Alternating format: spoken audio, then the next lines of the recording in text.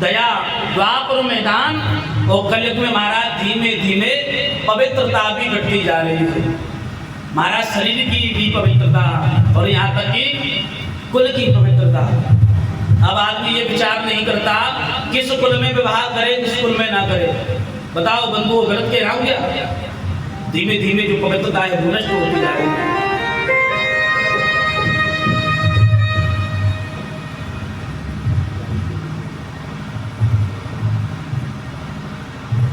परीक्षित जी ने तलवार निकाल ली वध करने के लिए। अरे दुष्ट, मेरे सामने गाय को जो धर्म के रूप में, क्योंकि गाय माता है और धर्म क्या है? उसका पुत्र। बैल के रूप में, बछड़े के रूप में। जब पुत्र पर कष्ट आता तो माता रोती है। पृथ्वी गाय के रूप में आती है और धर्म बैल के रूप में आता है। उन्होंने तलवार जैसी उठाई, कलयुग को शरण में आ गया, हाथ जोड़ करके कहने लगा, ये तो प्रभु का विधान है, मैं इस युग का राजा हूँ, मुझे क्षमा करो। उन्होंने कहा मेरे होते हुए इस राज्य में नहीं रह सकता। तो कलयुग हाथ जोड़ करके कहता है, प्रभु मुझे कोई स्थान दे दो। तो 4 स्थान देते हैं। कौन से? द्यूतम पानम स्त्रियसूनम। कौन से? और महाराज ध्यान पूर्वक सुनना, ये 4 जहाँ स्थान है वहां कलयुग है। पहला क्या है? द्यूतम। द्यूतम माने जुआ। यहाँ महाराज जुआ और सट्टा खेला जाए, वहां कलयुग का वास। मैं नहीं, ये भागवत जी कह रही है। और पानम, क्योंकि जुआ जहाँ खेला जाता है वहां ईमानदारी नहीं होती, वहां लोभ होता है। और ईमानदारी से अगर खेल होता तो चौकट का जो खेल हुआ था वो युधिष्ठिर जी जीतते। दूसरा पानम। पानम माने मदिरालय, जब मादक पदार्थों का सेवन किया जाता है। और महाराज उल्टा होता है, व्यक्ति पीने के बाद में महकता नहीं, बहकता है। कई लोग तो ऐसे देखे होंगे, ऐसे बढ़िया महकते हैं कि नाले में गिर गए फिर निकल के आवे, ऐसी गंध आती है जिससे पेपरमेंट भी फैल। कभी कभी तो महाराज कई मनुष्य ऐसे होते हैं जिनसे कुत्ते भी बहुत प्रेम करते हैं। आपने देखा होगा, कोई पी करके पड़ा हो, कुत्ते बड़े प्रेम से उसके मुंह को चाटते हैं। दूसरा स्थान द्यूतम पानम। तीसरा स्त्रिय, यानी कि वैश्यालय, कुलचा स्त्रियों का, दूषित स्त्रियों का जो संग करे। वैश्यालयों में महाराज क्या है? काम का वास। और शास्त्र कहते हैं, जहां काम तह राम नहीं, जहां राम नहीं काम। प्रेम गली अतिशां करी, जामे न दो समाए। प्रेम गली इतनी पतली, इतनी सांकड़ी, इसमें 2 नहीं आ सकते। और चौथा स्थान क्या दिया? द्यूतम पानम स्त्रियसूनम, जहां महाराज वध किया जाता हो। वध स्थान, लौकिक भाषा में कहा जाए तो कट्टी खाना, जहां जानवरों का वध किया जाता है। और महाराज जहां वध किया जाता है वहां हिंसा का वास होता है। और महाराज जिनके घर में काट करके, क्षमा प्रार्थी हो, काट करके बनाए जाते होंगे, तो क्या वहां किसका वास होगा? कलयुग का। अब कोई ये कहे महाराज कि कलयुग का वास कहाँ नहीं है, तो महाराज कथा में जैसे गर्मी तो पड़ती है, लेकिन जिस कमरे में एसी लगी होती है वहां गर्मी नहीं लगती। अब ऐसा नहीं है कि गर्मी नहीं है, गर्मी तो है, लेकिन एसी के प्रभाव से गर्मी नहीं लग रही। जब बाहर लेकर के जाएंगे तो गर्मी पड़ेगी। ऐसे ही महाराज जब तक कथा में है, आप पर कलयुग का प्रभाव नहीं है। जैसे ही आप यहाँ से जाओगे, पुनः कलयुग महाराज आपको पकड़ लेगा। कलयुग कहने लगा, वाह प्रभु वाह, मेरा रंग काला काला देख करके आपने मुझे स्थान भी बड़े दूषित दिए हैं, वो एक अच्छा स्थान दे दो।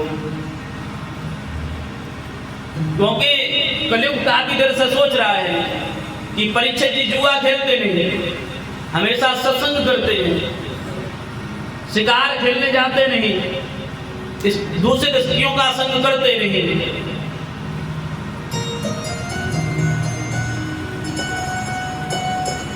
किसी भक्ष्य वस्तु का अपान नहीं करते, कोई अच्छी, उन्होंने कहा सोना नाम, और गीता में प्रभु कहते धातु नाम अस्मि कांचनम, अरे धातु में तो सोने में भगवान कृष्ण का वास है, तो महाराज सत्य है, लेकिन किस सोने में? जो धर्म से कमाया हो, ईमानदारी से कमाया हो। जैसे एक चोरी से कोई शस्त्र बनाता है, एक सरकारी के लिए बनाता है, दोनों बना तो शस्त्र रहे हैं, लेकिन दोनों में अंतर क्या है? एक सरकार के लिए बना रहे हैं और दूसरे 2 नंबर से बना रहे हैं। तो महाराज जो धर्म की कमाई से, ईमानदारी की कमाई से सोना है, उसमें भगवान का वास है। भगवान का एक नाम है हिरण्यगर्भ। हिरण्यगर्भ समताग्रे भूत से जाता हृदय का आश्री।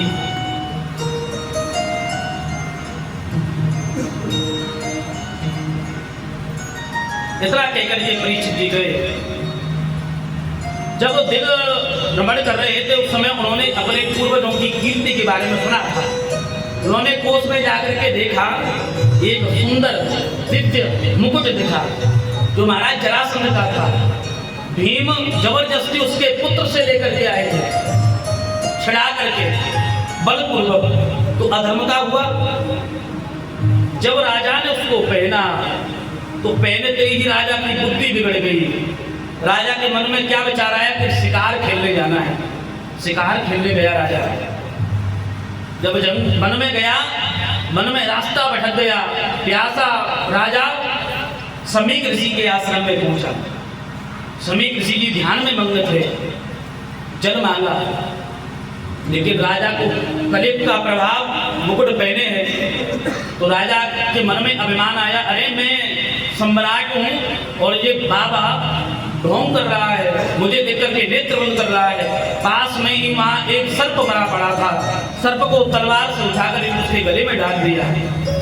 जब उनके समीक ऋषि के पुत्र जो नदी पर स्नान कर रहे थे, जब उनको पता चला, हाथ में जल लेकर के संगी ऋषि ने और जनेऊ लगा करके संकल्प लिया, अरे दुष्ट राजा, तूने मेरे पिता का अपमान किया है। उस बालक के तेज से उसने श्राप दे दिया, आज से 7वें दिन तक्षक के डसने से राजन तेरी मृत्यु होगी, जल को छोड़ दिया।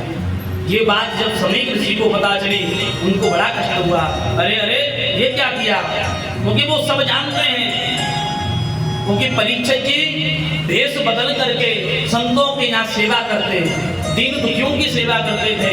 उन्होंने कहा ऐसा राजा आज के बाद में भूतो न भविष्यति, अब ऐसा राजा नहीं होगा।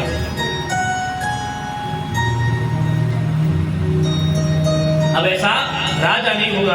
गौरमुख शिष्य को बुलाया, पत्र लिखकर के सूचना पहुंचवा दी। जब राजा को पता, घर जाकर के मुकुट उतारा, उसको पता चला ये क्या हुआ। जब राजसभा में पहुंचे, गौरमुख शिष्य के द्वारा सूचना मिली कि 7वें दिन तक्षक के डसने से तुम्हारी मृत्यु होगी, ऋषि पुत्र का श्राप है, अपनी गति को सुधार लो, अपनी मृत्यु का कोई उपाय कर लो।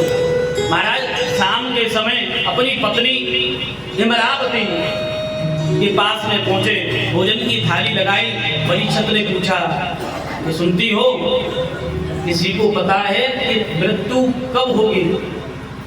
नहीं भैया, सच सच बताओ, हमको पता है क्या? लेकिन हाँ,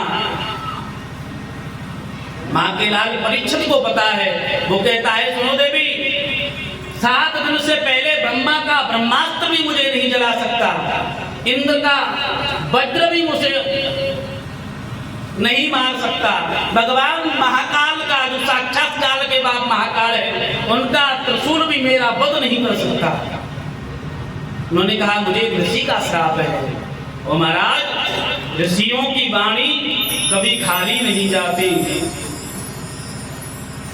किसी ने लिखा है कि महापुरुषों की वाणी निष्फल जाती नहीं देखी।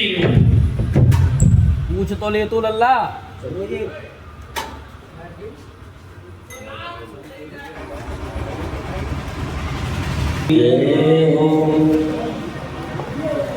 पूरे आनंद भगवान की राजा परीक्षित ने समय नहीं गवाया, अपने पुत्र जन्मे को राजपाट सौंप लिया और सीधे चले गए गंगा जी के तट पर। और यही जब बात ऋषियों को सूचना मिली, सभी ऋषि इकट्ठे होने लगे। ब्रह्मा जी के पुत्र वशिष्ठ, वशिष्ठ के पुत्र शक्ति और शक्ति के पुत्र पाराशर, पाराशर जी के पुत्र व्यास जी, मार्कंडेय ऋषि उपस्थित हो गए। बड़े बड़े महात्मा अपने शिष्यों के साथ में आए। ये तो महात्मा महाराज ऐसे हैं, इनके सामने पता नहीं कितने इंद्र कितने ब्रह्मा बदल गए, लेकिन राजा परीक्षित की मुक्ति का किसी ने भी उपाय नहीं बता पाया। राजा बैठे हैं, उसी समय निर्गुण वो सगुण ब्रह्म की समाधि में बैठे सुखदेव के मन में आवाज आई कि सुखदेव, गंगा तट पर तुम्हारा कथा को सुनने के लिए परीक्षित है। भगवान मानो अंदर से प्रेरणा दे रहे हो। उसी सभा में देखते देखते 18 वर्ष की अवस्था के श्री सुखदेव जी महाराज आ गए। दिव्य उनका स्वरूप तत्रा भगवन् व्यासपुत्रं यद्रक्षयागमनं मानपेक्ष अनंगलिंगो निजलाभतुष्टो गतश्च वातैरवधूतवेशः। सुखदेव जी महाराज के शरीर पर 5 अंगुल की गोपी, ब्रह्मसूत्र, चौड़ा भक्तिस्थल है, आजाद लंबी भुजाएं, किशोर अवस्था है और शरीर ऐसा चमकता है जैसे नीलमणि। और महाराज इतना दिव्य समता आ रहा है तो उनके साथ में शीला बहुत होंगे, लेकिन महाराज कोई शिष्य नहीं, यहाँ तक कि हाथ में कोई कमंडलू नहीं। सभा में आ गए, जैसे ही सभा में आए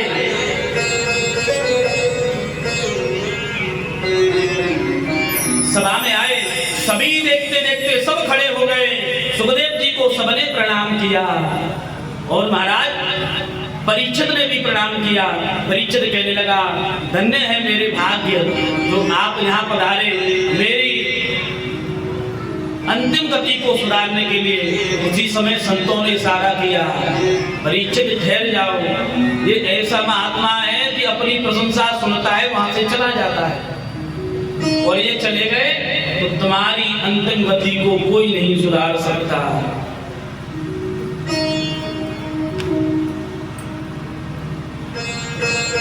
और महाराज हमको भी यही प्रयास करना चाहिए। आपको एक सरल भाव से उपाय बताऊं। व्यक्ति पूजा न कर पाए, शरीर स्वस्थ ना हो, कुछ न कर सके, जब सोने जाए उससे 10 मिनट पहले काम कर ले, नेत्र बंद करके परमात्मा से कहे, हे गोविंद, आपने मुझे मनुष्य जन्म दिया है, ये मानव जन्म दिया है, आपने बड़ी कृपा की है, क्योंकि जो मानव का ये झोला है बड़ा अनमोल है, ये जीवन बड़ा अनमोल है, ये श्वास बड़ी अनमोल है। प्रभु, मुझसे जो अपराध बन गए हैं उन अपराधों को क्षमा करना पड़े, एक ही कृपा करना, आपका सत्संग मिलता रहे, आपकी मुझ पर कृपा बनी रहे। इसी भाव को लेकर के प्रभु, मेरी जो सांसें चल रही हैं ऐसा प्रयास कर दो, ऐसी कृपा कर दो कि आपका मैं भजन गाता रहूं, सोते गाते फिरते आपकी ही सेवा में लगा रहूं। ऐसी प्रभु आप कृपा करना। और सुखदेव जी महाराज बैठे हैं आसन पर, परीक्षित जी महाराज उनका पूजन कर रहे हैं। हम सब लोग मन से परीक्षित जी महाराज का पूजन करेंगे। परीक्षित जी महाराज ने दिया है, सुखदेव जी महाराज का हम मन से पूजन करेंगे। और मोहित, आप पुराण का पूजन करेंगे।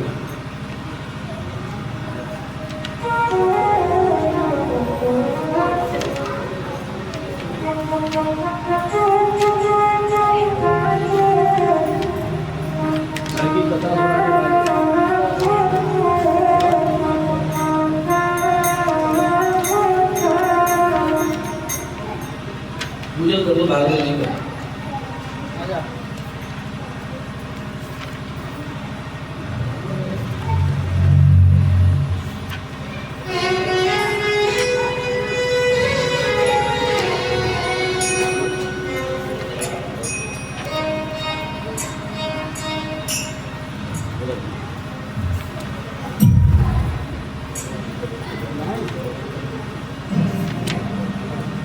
इसके बाद में एक भजन, फिर उसके बाद में आरती।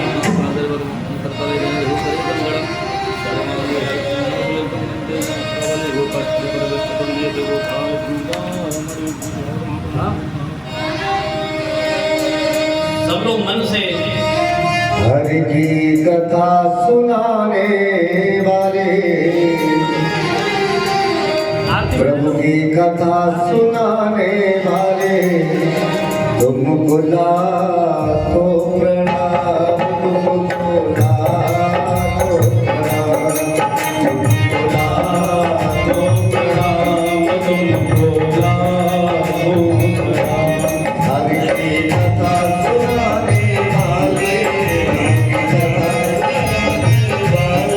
तुमको लाखों प्रणाम, तुमको लाखों प्रणाम, तुमको लाखों प्रणाम, तुमको लाखों प्रणाम।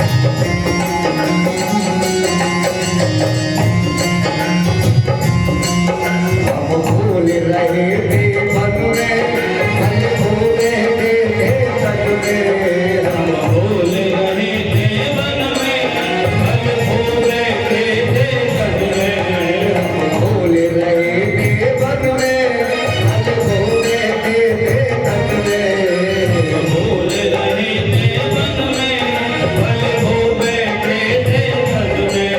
अब राह बताने वाले, राह दिखाने वाले, यह राज बताने वाले, यह राज बताने वाले, तुमको लाखों प्रणाम, तुमको लाखों प्रणाम, तुमको लाखों प्रणाम, तुमको लाखों प्रणाम। हरि की कथा सुनाने वाले, प्रभु की कथा सुनाने वाले, तुमको लाखों प्रणाम, तुमको लाखों प्रणाम। जय हो।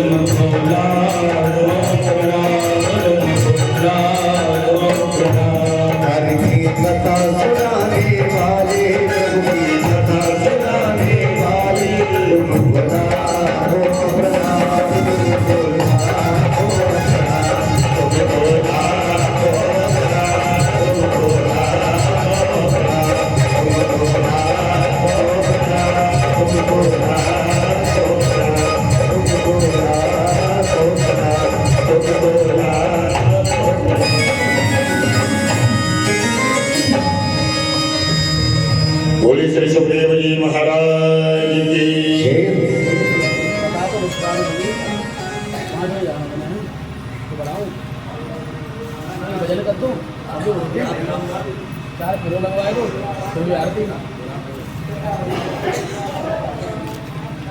भैया सब लोग अपने अपने स्थान पर खड़े हो जाओ।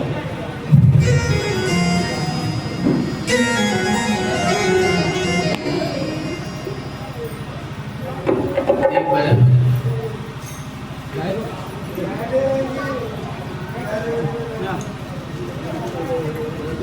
कोई तो राय